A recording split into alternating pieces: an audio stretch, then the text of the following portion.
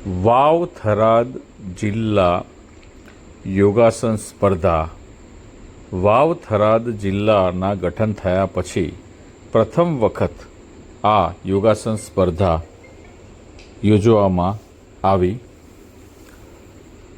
યોગ એસોસિએશન વાવ થરાદ જિલ્લાના પ્રમુખ ડૉક્ટર હિતેશભાઈ પ્રજાપતિ અને સેક્રેટરી શ્રી દશરથભાઈ સોની અને તેમજ તેમની સમગ્ર ટ્રસ્ટી તરીકે શ્રીમતી બિનિતાબેન પ્રજાપતિ, નિકિતાબેન ઠક્કર, કિંજલબેન પિલિયાતર, જિગીસાબેન સોની, વીણાબેન ચૌધરી, નીતાબેન ઠાકોર અને નાનજીભાઈ માળી સમસ્ત ટ્રસ્ટીગણોએ ખૂબ જ જહેમત ઉઠાવી અને આ યોગાસન સ્પર્ધા સફળ બનાવવા પ્રયત્ન કર્યો હતો.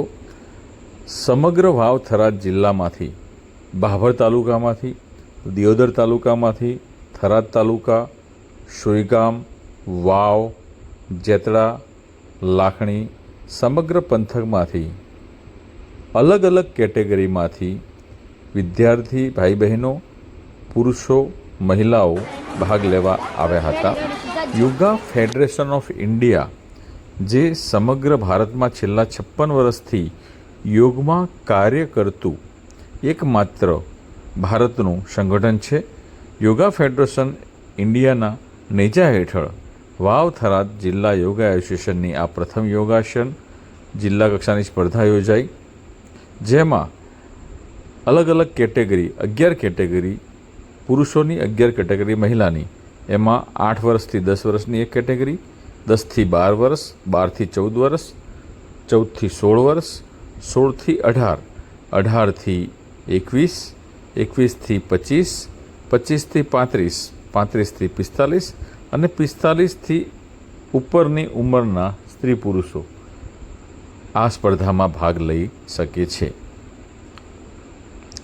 જિલ્લા કક્ષાની આ સ્પર્ધામાં મુખ્ય મહેમાન તરીકે ડીડી રાજપૂત સાહેબ, જે રાજપૂત સમાજના અગ્રણી, સામાજિક અગ્રણી, ઉદ્યોગપતિ અને અગ્રગણ્ય રાજકીય નેતા ડીડી રાજપૂત સાહેબે સરસ સમય આપી અને વિદ્યાર્થી ભાઈ બહેનોને મેડલ અને સર્ટિફિકેટ આપી અને પ્રોત્સાહિત કર્યા હતા.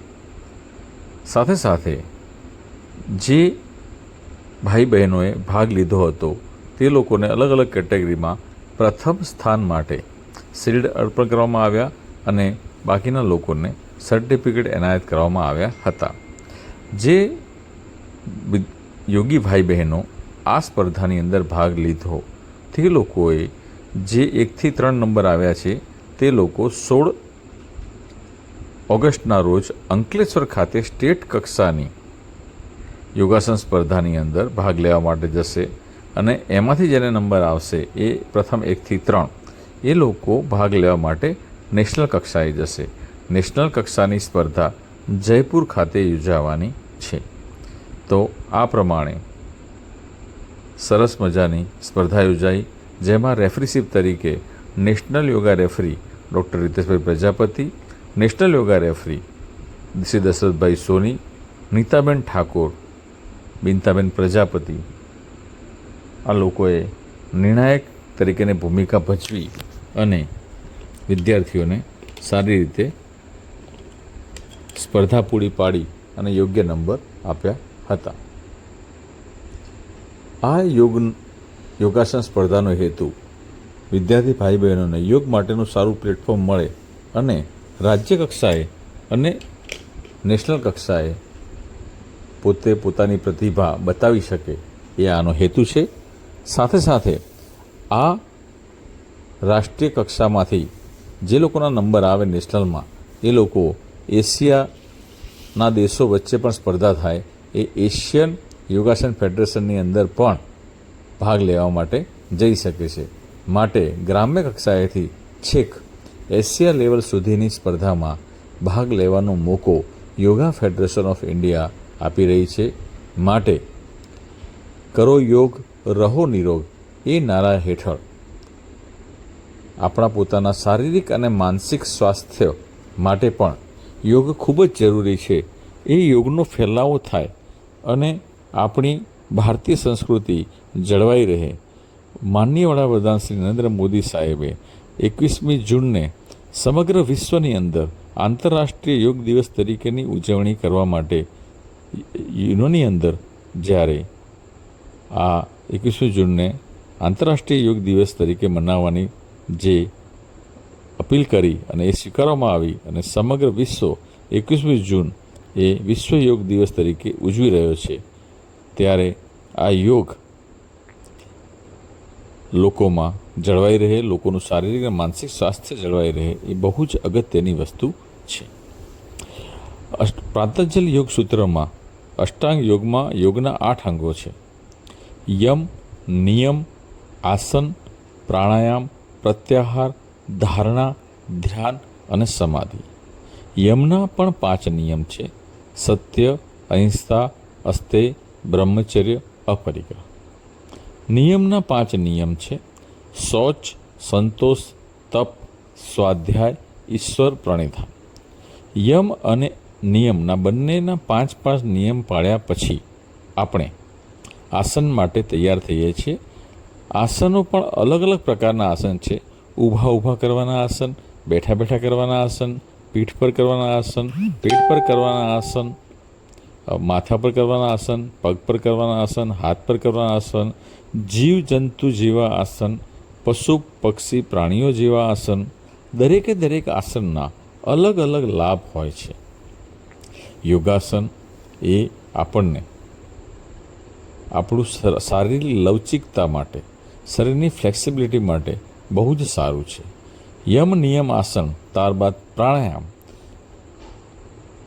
પ્રાણવાયુ વગર આપણે જીવી શકતા નથી. 4 મિનિટથી વધારે આપણે જીવી શકીએ નહીં. એ પ્રાણવાયુ શરીરના એક કોષમાં પહોંચે અને શરીર સ્વસ્થ રહે એના માટે પ્રાણાયામ બહુ જરૂરી છે. અનુલોમ વિલોમ પ્રાણાયામ, કપાલભાતિ પ્રાણાયામ, ભ્રામરી પ્રાણાયામ, ઉદ્ગીત પ્રાણાયામ, શીતલી શીતકારી, ચંદ્રનાડી પ્રાણાયામ, સૂર્યભેદી પ્રાણાયામ, આ પ્રકારના અલગ અલગ 8 પ્રાણાયામ આપણે કરવાના હોય છે. પ્રાણાયામ કર્યા પછી પ્રત્યાહાર, ધારણા, કોઈ એક અંગ ઉપર ધારણા કરી અને ધ્યાન કરવાનું હોય છે. અને ધ્યાન કર્યા પછી ધ્યાનની અંદર આપણને સમાધિ લાગે અને સમાધિની અંદર પરમ કૃપાળુ પરમાત્માની પ્રાપ્તિ થાય. આ એ યોગનો મુખ્ય હેતુ છે. માટે અત્યારના સમાજમાં જે ભ્રમણા ચાલે છે કે હાથ પગ આડાવડા કરવા, ઊંચા નીચા કરવા એ જ યોગ છે, એવું નથી. યમ નિયમ આસન પ્રાણાયામ પ્રત્યાહાર ધારણા ધ્યાન ને સમાધિ તમે વ્યવસ્થિત કરો ત્યારે એ યોગ થયા ગણાય. માટે ભગવદ્ ગીતાની અંદર પણ આપણને કહેવામાં આવ્યું છે કે જો આપણે ભગવાનને પ્રાપ્ત કરવો હોય તો યોગ કરવા જરૂરી છે. અને યોગમાં જ હું છું એવું શ્રી કૃષ્ણ ભગવાને ભગવદ્ ગીતામાં કહ્યું છે. માટે કરો યોગ, રહો નિરોગ અને સ્થિરમ સુખમ આસનમ. કહેવાય છે ને કે કોઈ પણ પ્રકારનો ઝાટકો માર્યા વગર શરીરને સંભાળીને શાંતિથી યોગ કરવા એ બહુ જ અગત્યની વસ્તુ છે. આ કોઈ જીમ નથી.